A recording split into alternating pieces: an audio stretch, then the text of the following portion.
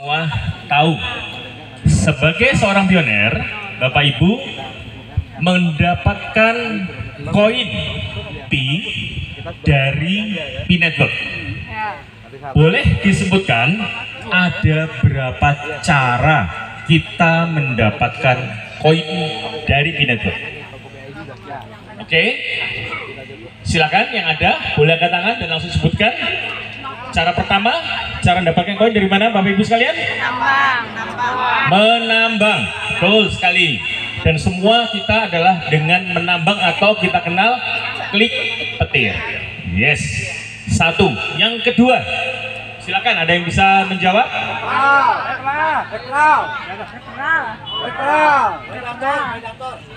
Dengan cara validator, betul. Bagi yang sudah KYC bisa menjadi seorang validator. Itu adalah penghasilan kedua dari Pi Network. Oke, yang ketiga ada 5 semuanya. Referral, betul.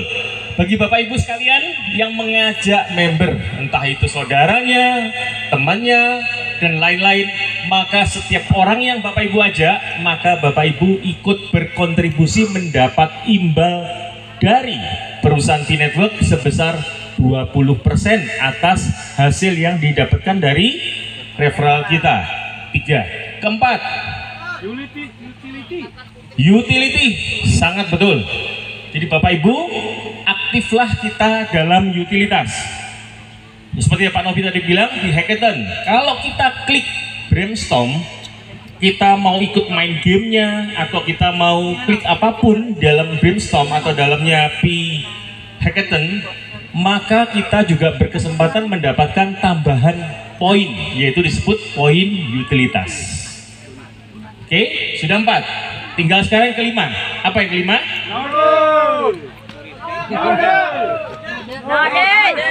No. Oke, yang kelima adalah node. Boleh saya tahu Bapak Ibu sekalian yang ada hadir di sini, apakah ada yang sudah mencoba node? Oke, 1. Ada beberapa lagi? Oke, baru 1 ya. Oke, ya Bapak Ibu, kalau Bapak Ibu tahu nanti node itu hasilnya berapa, saya yakin semuanya tidak akan meninggalkan node. Kalau saya boleh tanya dulu, saya tes dulu. Menurut Bapak Ibu, node itu kalau Bapak Ibu sekarang menambang, klik petir, ikut validator sebagai KYC itu, kemudian juga referral dan sebagainya, 1 bulan. Coba boleh saya minta dapat angka. Ini kita lihat angka tertinggi yang diperoleh berapa. Sebulan dapat berapa Pi? Boleh sebutkan satu-satu. Yang 1 bulan dapat 10 Pi ke atas. Ada? Yang dapat 20 Pi ke atas. Ada? Oke. Yang dapat 30 Pi ke atas. 35 sehari saya Pak. Berapa Pak? 30 Pi sehari. 30 Pi sehari. Luar biasa, tepuk tangan untuk beliau. Ya, berarti kalau gitu pasti referralnya cukup banyak itu Bapak. Banyak Pak. Lebih dari 100. Betul. Referralnya cukup tinggi. Oke. Bagi Bapak Ibu yang referralnya di bawah 100 tetapi penghasilannya cukup besar, ada? Oke, saya tanya, siapa yang bisa dapat Pi dalam 1 bulan cuma 50 Pi? Tapi referralnya dikit, nggak sampai 100. Kalau ada angkat tangan boleh? Nggak ada. Nah, Bapak Ibu sekalian, kabar baiknya nanti dengan node kita bisa mendapatkan minimal 50 Pi sebulan tambahan di luar kita punya tambang. Kami sudah mencoba, angkanya bisa tembus sampai 100 lebih Bapak Ibu 1 bulan. Nah, inilah makanya kenapa node itu saya hari ini mencoba memperkenalkan Bapak Ibu sekalian supaya Bapak Ibu sekalian bisa menggunakan node. Semua pionir bisa dan semua pionir akan masuk ke dalam mode nambang node. Kenapa? Saat nanti sudah open mainnet, semakin lama apa yang terjadi? nambangnya makin lambat, makin sedikit. Baik dari referral, karena kita juga nambangnya dibatasi setiap bulan turun setengah, maka makin lama makin sedikit. Maka dari itu pilihan kita nggak ada lain kecuali kita menggunakan tambahan node. Nah sekarang kita masuk ke dalam materi node. Oke, Bapak Ibu ada yang tahu node itu apa? Tahu. Siap? Siapa? Siap. Oke, node itu adalah seperangkat, bisa berupa unitnya laptop, bisa berupa PC, tetapi yang pasti harus bersifat mumpuni. Kenapa mumpuni? Karena node PC atau laptop itu harus berjalan 24 jam sehari, 365 sehari tanpa mati. Listrik mati gimana? Ya harus di switch lagi. Prinsipnya kalau ada listrik mati ya harus ada UPS-nya. Kalau ada alatnya mati ya harus ada teknisi yang betulin serentak, harus segera. Nggak boleh mati lama-lama. Itulah node. Node adalah alat, atau kalau kita bilang node bahasa Indonesia adalah simpul. Artinya simpul adalah suatu perangkat yang digunakan bagian daripada blockchain. Fungsi daripada node adalah dia kalau ada transaksi di blockchain, ya, ini kan kita bicara blockchain web 3. Nah, Bapak Ibu jangan hanya membayangkan blockchain web 3 itu hanya P-network ya Bapak Ibu. Hanya yang transaksi kita jual beli, kita barter, maka baru itu yang dihitung. Tidak Bapak Ibu. Nantinya web 3 semua transaksi apapun, let's say katakanlah Amazon sudah masuk ke dalam web 3. Kemudian dari transaksi perbankan semua masuk di web 3, maka semua transaksi itu akan jatuh dicatat oleh node. Jadi node tadi tidak hanya melayani P-network. P-network hanya salah satu bagian, karena yang dilayani oleh node adalah blockchain. Blockchain ini kebetulan punyanya P-network. Jadi nanti akan menjadi besar. Akan ada ribuan situs yang bertransaksi di tempatnya blockchain. Dan ribuan situs itu setiap transaksi yang memverifikasi siapa? Node. Nah itulah Bapak Ibu bisa berkontribusi di node tadi. Nah sekarang node tadi fungsinya adalah setiap ada transaksi Bapak Ibu maka dicatat. Dia ada transaksi dicatat. Setelah dicatat diapain? Sama dia disimpan.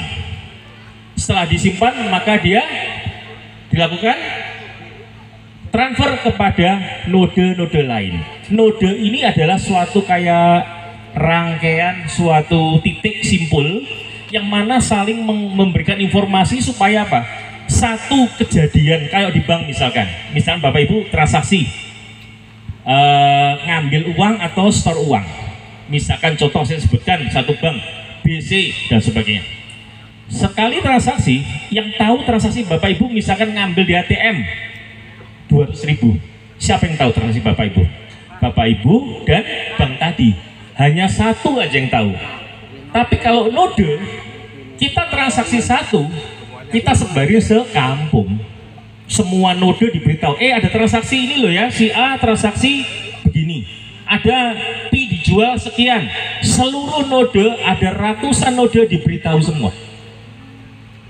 Kenapa sedemikian? Itulah disebut dengan nama sistem decentralized. Sehingga satu kejadian disebar ke semua dengan harapan kalau ada salah satu yang nakal, yang lain bisa memverifikasi. Jadi nggak ada kecurangan.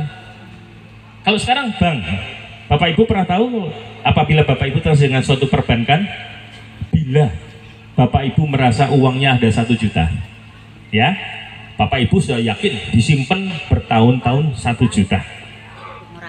Tiba-tiba pada waktu Bapak Ibu datang ke bank mau ngambil, banknya bilang, sorry uang Anda tinggal 25.000. Apa yang terjadi Bapak Ibu? Mungkin nggak kejadian seperti ini terjadi? Mungkin. Ya, ada beberapa nasabah, saya nggak nyebutin banknya, ada yang sampai miliaran dia habis tiba-tiba dalam sekejap. Bapak Ibu, kalau ada kejadian seperti itu, apa yang kita harus lakukan? Bapak Ibu merasa punya uang 1 juta, tetapi ternyata di bank bilang hanya 25.000. Apa yang harus dilakukan? kita akan kalah. Kenapa? Karena pada waktu Bapak Ibu membuka rekening bank,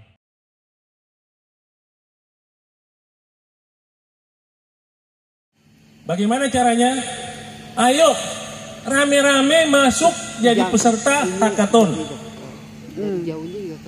Kemudian setelah menjadi peserta hackathon, lakukan transaksi.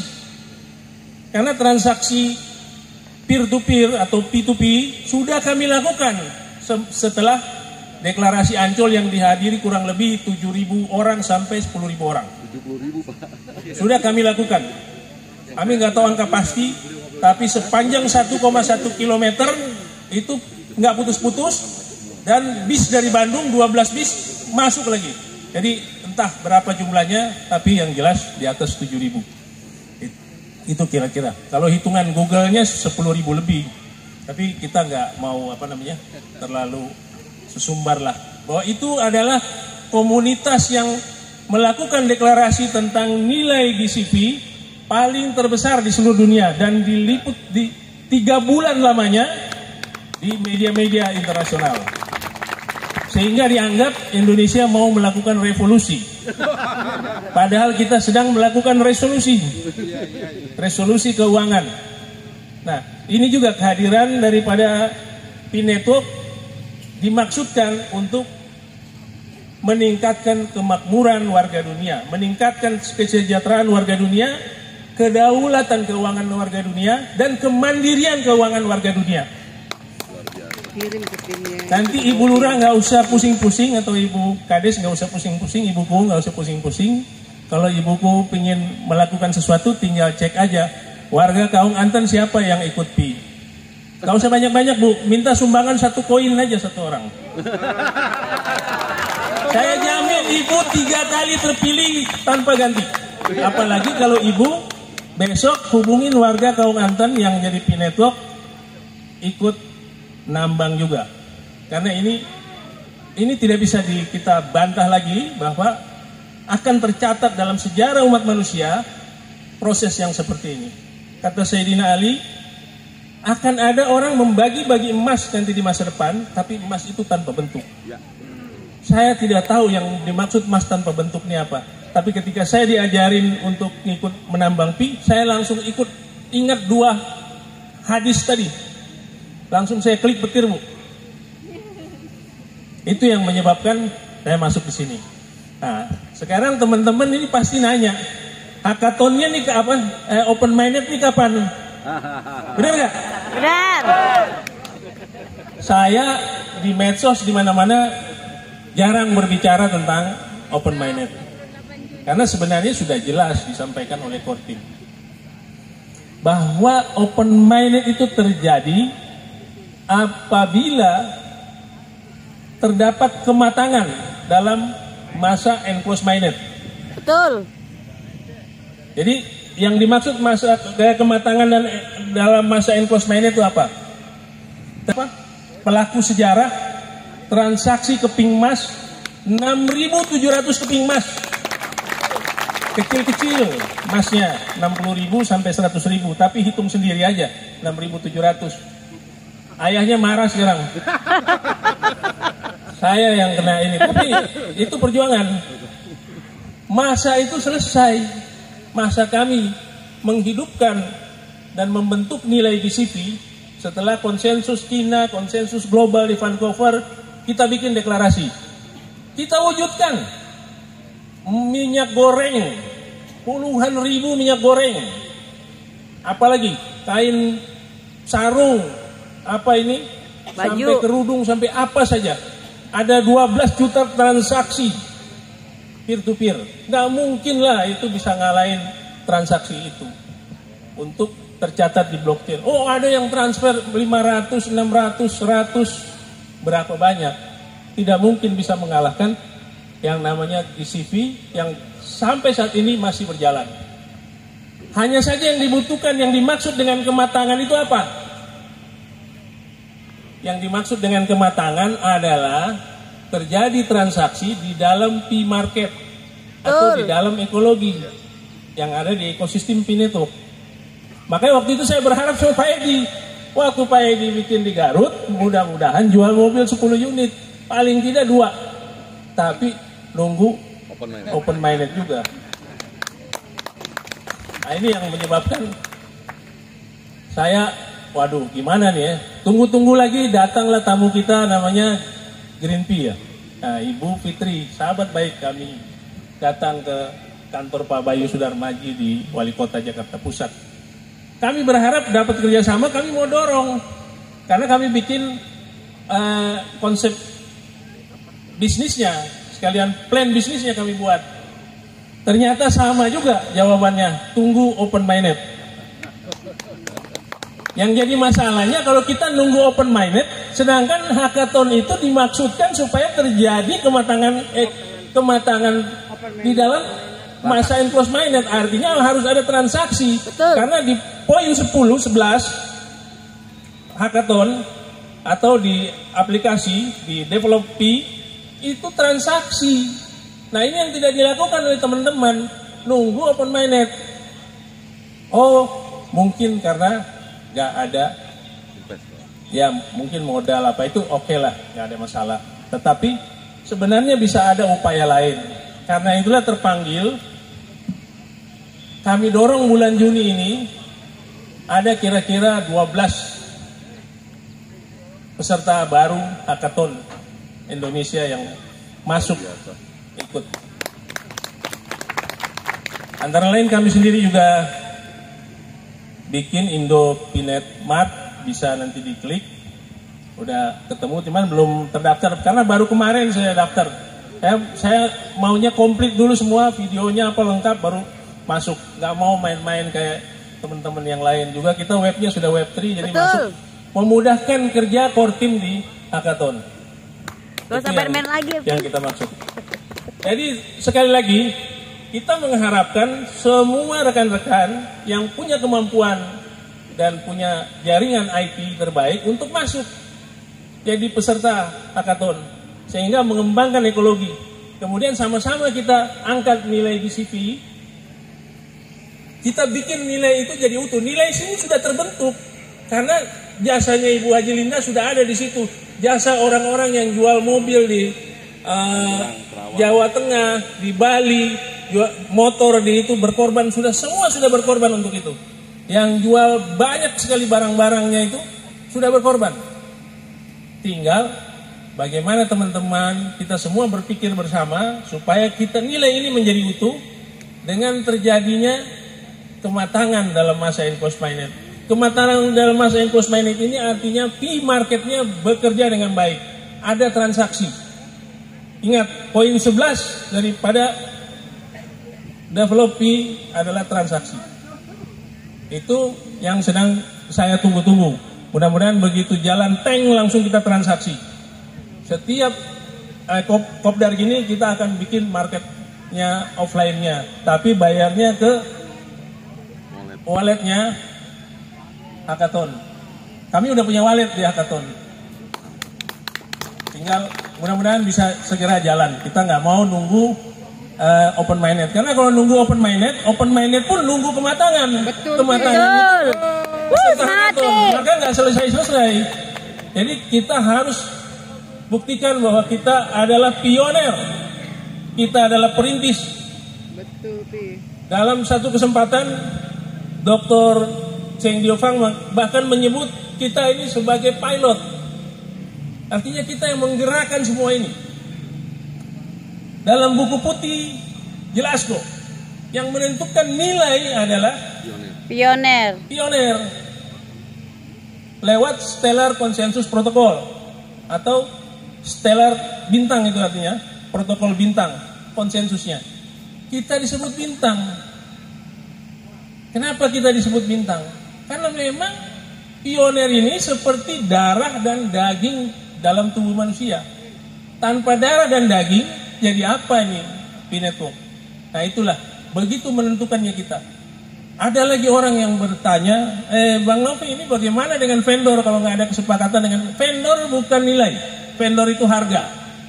Kesepakatan vendor dengan pioner itu harga. Tapi kesepakatan para pioner itulah nilai.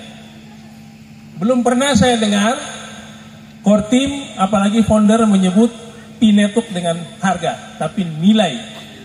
Artinya kalau Anda punya uang 50.000, saya beli 25.000, ada yang bersedia nggak? Hah? Enggak. Yang kencang jawabnya, ada yang bersedia nggak? Kalau Nggak. uangnya 25.000 saya beli, 50.000 saya beli 25.000. Enggak. Pasti tidak bersedia karena nilainya 50.000. Tapi kalau kita sebut uang ini harganya berapa? Ya saya hargain 25.000. Uang Bapak Ibu yang senilai 50.000 itu kira-kira harus kita bedakan antara nilai dan harga. Bitcoin tidak bisa disebut dengan harga karena tujuannya semuanya adalah uang. Bitcoin tidak akan masuk di exchanger. Saya yakinkan sekali lagi bahwa Bitcoin tidak akan masuk di exchanger. Kenapa? Bodoh banget seorang Nicholas Kokalis kalau mau masuk di exchanger tidak dari awal, dari tahun 2019. Terus proyek dengan modal yang ratusan miliar dolar ini kok masuk di exchanger dengan nilai yang dibilang sekian pi. Kira-kira orang sebodoh apa yang bakar uang segitu besarnya yang meliputi anggaran 230, anggaran belanja 230 negara di dunia ini, dibakar dengan begitu saja, kemudian dijadikan satu pi itu $3, $10, $30, $300, tidak masuk akal kalau kita bekerja pakai.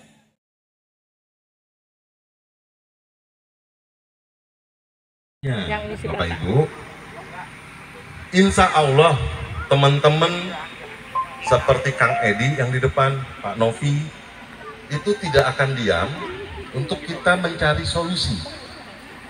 Tapi berarti pionir itu ilegal dong? Pasti ada pertanyaan itu kan? Bapak Ibu, insya Allah Bapak Ibu nggak akan ilegal. Tidak akan ilegal. Kenapa tidak akan ilegal? Ingat, selama masih komunitas, paham ya Bapak Ibu ya, nih kali ini masih komunitas yang melakukan kesepakatan barter dengan nilai, silahkan. Berarti di dalam komunitas. Seperti saya punya rokok nih, tiba-tiba ketemu sama Pak Luis, Kang, ayah rokok tuh, ayah barter tuh pakai, sok mangga setengah aja buat saya, soalnya kalau saya diambil semua kan saya nggak bisa ngerokok.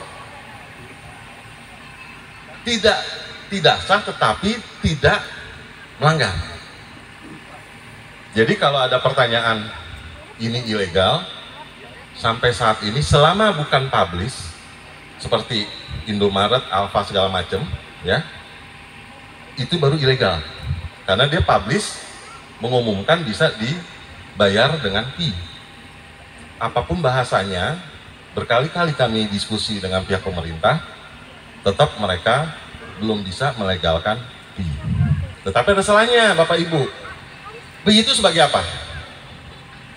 Sebagai Fee itu adalah mata uang. Mata uang. Bapak Ibu punya dolar, berlaku nggak di Indonesia? Nggak berlaku. Bagaimana caranya Tukar. supaya itu berlaku? Tukar. Ditukar ke changer. ke bank dulu atau ke falas menjadi rupiah. Insya Allah tuh kayak gitu nanti. Kenapa bisa kayak gitu? Bapak Ibu mungkin di sini ada yang baru main medsos ya. Insya Allah kawan-kawan yang di luar negeri sedang berusaha untuk menjalin sistem seperti namanya HSBC, Hong Kong Bank, kemudian ICBC, yang insya Allah nanti akan menjadi satu jaringan yang akan terhubung dengan jaringan-jaringan bank di seluruh dunia. Info bocoran pertama, tapi bocoran ini sebenarnya udah lama ya, basi kita mah. Tapi intinya sekarang Bapak Ibu, selama Bapak Ibu yakin dengan Pi, insya Allah Bapak Ibu kedepannya tidak akan sedih. Oleh karena itu dukunglah yang saya minta di sini, dukunglah GCV. GCV itu nggak mungkin. Ada nggak yang mengatakan bahwa Bitcoin sampai tembus angka 500 juta dulu. Bitcoin nggak mungkin, Kang. Saya ingat banget tuh, bisa tembus angka 100 juta. Tiba-tiba bulan Desember tahun 2000, kalau nggak salah 2018, tembus di atas 100 juta. Bitcoin nggak mungkin tembus 4,7 miliar. Oke, saya kasih bocoran lagi. Kita bicara lagi regulasi ya, Bapak Ibu. Kenapa Cina ngotot 314, 159? Terus ditentang sama Amerika nih. Amerika ngotot di angka 1 juta dolar.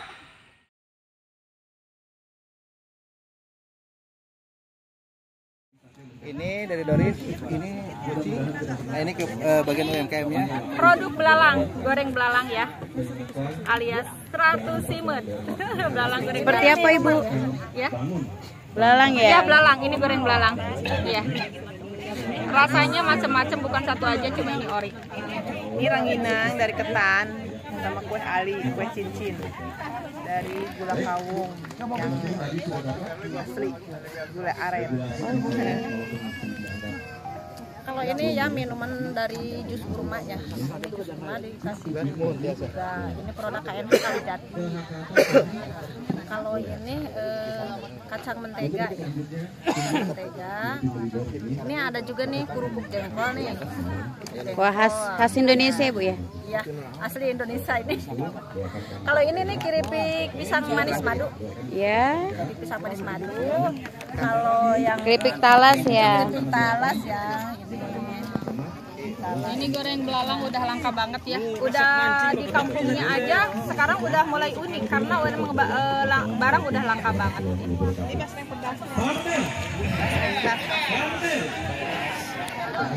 Ini barter juga ya Bu ya? Mendukung GCV ya Bu ya? Miss Doris, kami mendukung GCV di Indonesia. Kami dari UMKM Kota Subang. Oke.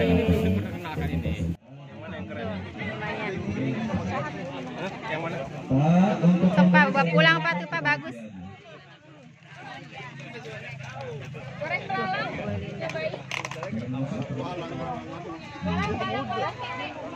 Gimana Bu?